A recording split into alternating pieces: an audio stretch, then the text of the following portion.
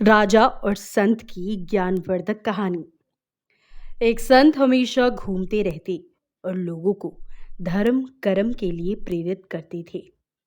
घूमते घूमते वो एक ऐसे राज्य में पहुंच गए जहां के राजा बहुत दानी और धर्म कर्म करने वाले थे, लेकिन उन्हें अपनी शक्ति पर और धन पर बहुत घमंड था। संत उस राजा के राज्य में ठहर गए। कुछ ही दिनों में राज्य में काफी लोग संत के पास पहुंचने लगे थे।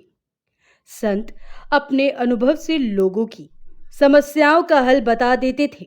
उनके उपदेश सुनने के लिए लोगों की भीड़ लगने लगी थी। जब ये बात राजा को मालूम हुई तो उसने संत को अपने महल में भोजन के लिए आमंत्रित किया। संत राजा के महल में पहुंच गए। राजा ने संत का बहुत अच्छी तरह सत्कार किया, खुद भोजन परोसा।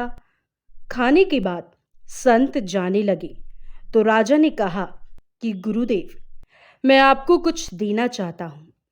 आप अपनी इच्छा के अनुसार मुझसे कुछ भी मांग सकते हैं। मैं आपकी हर इच्छा पूरी कर सकता हूं। मैं राजा हूं और मेरे लिए कुछ भी असंभव नहीं है। संत समझ गए कि राजा को अपने धन और अपनी शक्ति पर बहुत ज्यादा घमंड है।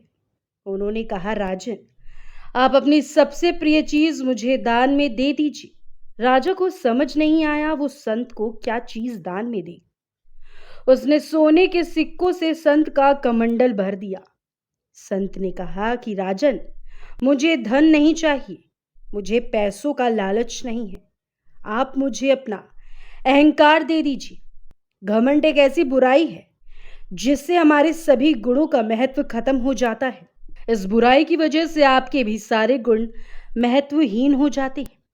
राजा को घमंड से बचना चाहिए। आपके पास जो भी धन संपत्ति है उस पर आपकी प्रजा का भी हक है, क्योंकि राजा के लिए उसकी प्रजा का सुख ही सर्वोपरि होता है।